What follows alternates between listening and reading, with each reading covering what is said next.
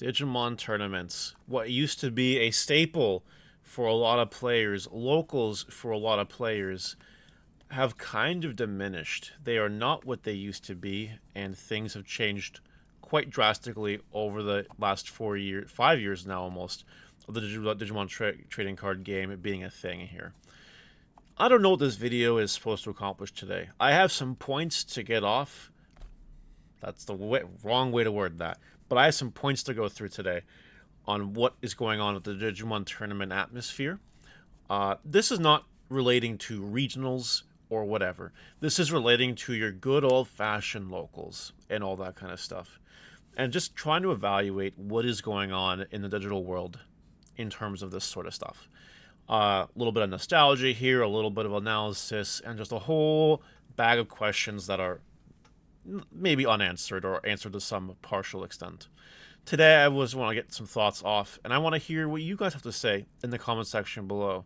So let me have it, and let's get started here. So, earlier today, actually like an hour ago, I just concluded a tournament that I streamed on Twitch. It was a free-to-play cash tournament. Not exactly last minute. I was posted for just under 48 hours before the tournament started. So, like, more notice than I actually usually would give. We had 12 people. It was free, and the cash prizing was $200 Canadian, split between the top 4 people. It's not $200 US, but the US to Canadian dollar right now is fucked. So I didn't try to touch that today. No, sir. But anyway, we had 12 people. It was kind of cool. Where do I want to branch from this particular moment in time? There was a reason I stopped doing Digimon tournaments. It's because they were just having lower and lower turnout. It wasn't worth the effort for me to stream on the Wednesdays to these tournaments, these regular mainstay tournaments, because no one was playing them anymore. But today's tournament, it did give me some, like, real highlights, some real cool things. Like, there was this match, for instance, well, you kind of see me down here. There was this match, for instance, where round 3 lasted the whole match, Black War Greymon versus Mirage Galgamon. And I know some people will tell you that Black War Greymon's not even in the meta, I think, anymore. But Black War Greymon was an inch away from beating Mirage. An inch. Like, it was such a back and forth match. It was so fun to see. Chat was all over it, all over this match. It was pretty cool to witness, honestly, because you don't expect to see that. That was also the point in the stream where I had the most views. Out of the whole stream, it was that match that brought in the views. So shout out to Canadian Michael and Zenitsu for that match. It was really cool to see. But there were a lot of moments that were just kind of boring. I'll give you a for instance here. Like, this match, this finals match, was Mirage versus Red Hybrid. And I'm going to be real with you. It was not that exciting. There were moments that were like, oh my god, cool. But, like, for the most part, it was like business as usual. You know what I mean? There wasn't really any excitement because you knew exactly what these decks were doing. Something a little more interesting took place during round 1, where Eddie was here playing Lord Nightmon Purple Toolbox against Lugamon, Zatsumi, I believe it was. And, like, that wasn't bad to watch either, because Purple was comboing off. But at the end of the day, Lugamon took it 2-0, because it was just a wash. Because Lugamon is just that good, right? So it's like, there were some wins and there's some losses in the sense of what I would consider to be good content from a tournament stream. So there's that.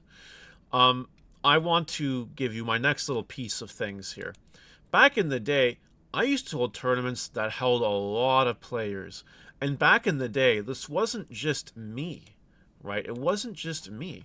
Who remembers Gyroshan or the Gyroshan tournaments? You know what I mean?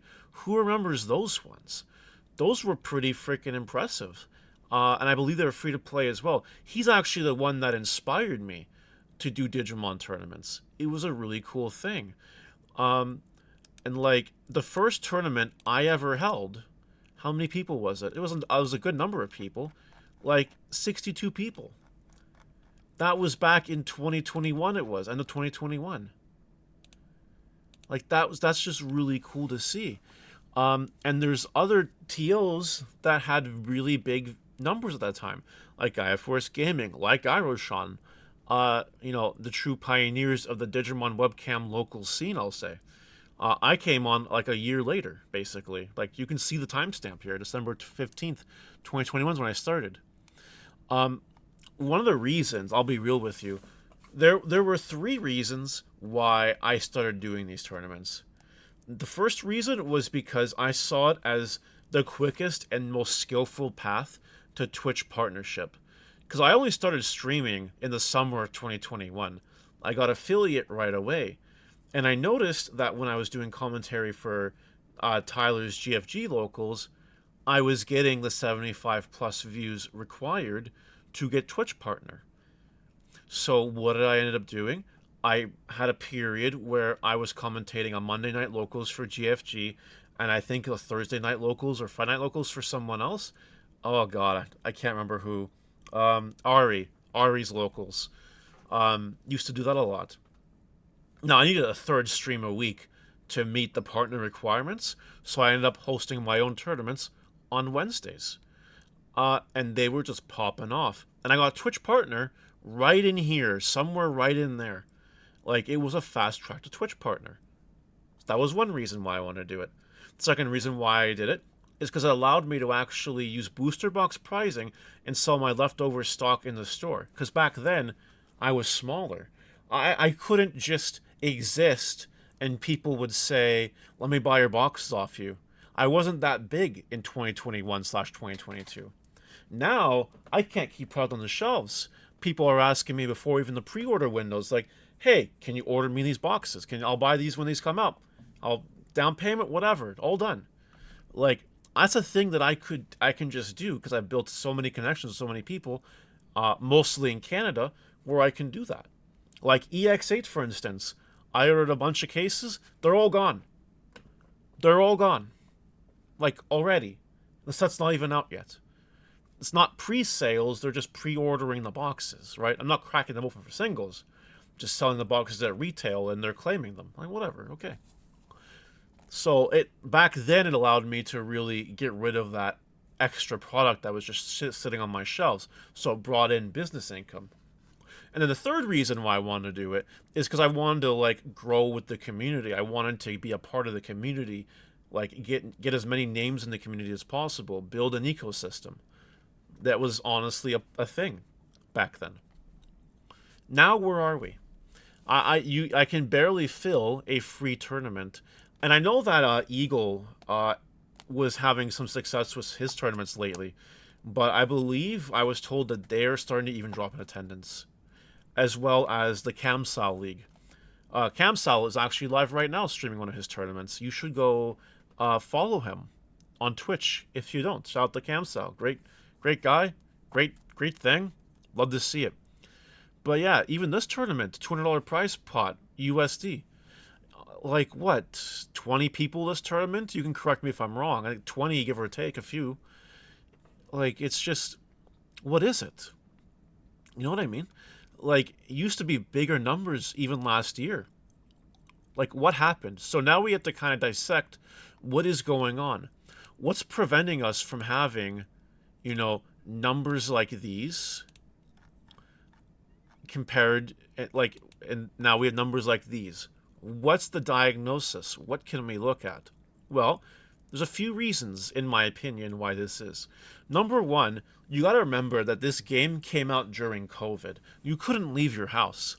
There were no such things as in-person locals. And that was when a lot of these locals really boomed. And I noticed that when the restrictions were easing off area by area by area, my attendance was dropping. It never hit the all-time low that it is now in 2020, late 2024, but it was falling off week by week by week by week, just getting a little bit less each week. Why? Because people could actually go to their locals and play with people. Why do webcam locals? A lot of people don't want to play on webcams, myself included. I hate playing on webcams, personally. I think it's awful. You never know what kind of guy is going to just do whatever. It's just crazy. Like, no, no thank you. So that's one reason why. I think another reason why is because, Digimon was in its hype. This, again, if you look at these dates, this was all pre-One Piece TCG. One Piece came out, took a lot of the competitive players, and that also cut a portion of my tournaments. I saw it real time. That game got serious very quickly, and people left and never came back to Digimon. So I lost a chunk of people from that. And, as all these games keep coming out, Fusion World, I lost a slice. It's just what can you do? Not everyone can keep playing Digimon if they're also trying to play another card game that they much rather prefer to play for reason A, B, or C or whatever. That's just normal. What else is going on? Well, Digimon as a game, I've said this before, I'll say it again, pretty shitty from a skill ceiling environment, in my opinion. Very easy to play, not as exciting as it used to be. Not as many back and forths, which make good content.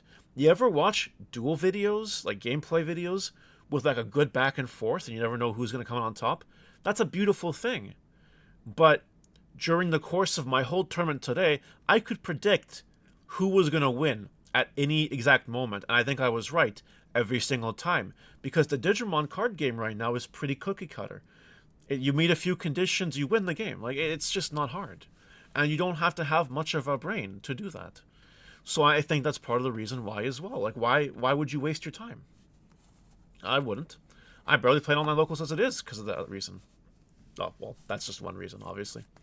What else is going on? Well, to be fair, I kind of dropped the ball in my tournaments.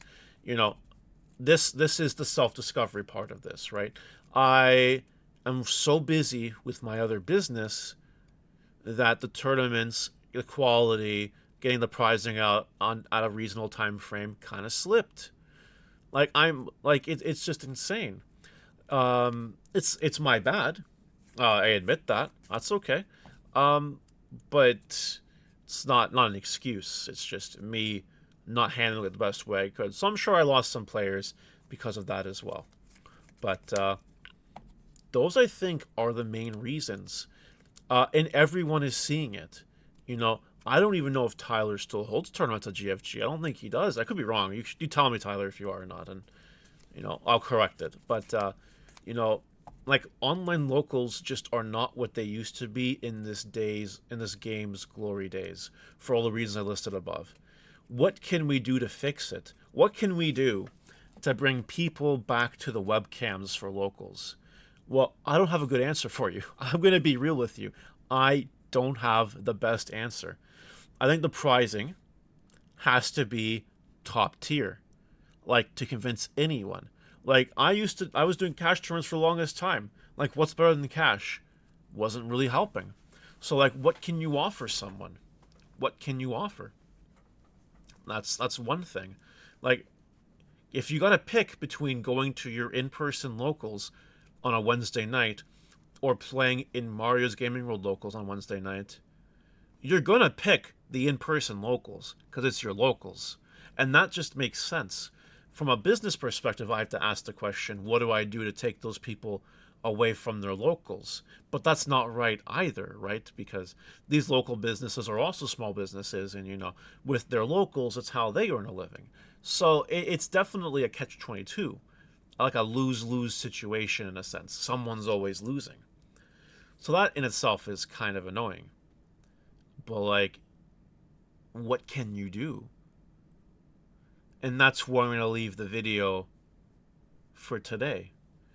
What suggestions, recommendations, what would you do to play on a webcam local again? I'm not saying that I'm going to take these suggestions, run with it, and start an online locals again. I'm not saying that at all. Especially January to April, I don't know if you know, that's tax season over here. I'm going to be very busy. It's probably best if I don't even try to reattempt this till at least May. At least May. But, What ideas would you guys have? You know, what would convince you? If you had to play, if you asked yourself, I would play in a Mario's Gaming World Locals for $10 every Wednesday night, this is what I'd want to see. What would that be? Let me know your thoughts and opinions in the comment section below, and I'll see you guys later. Bye!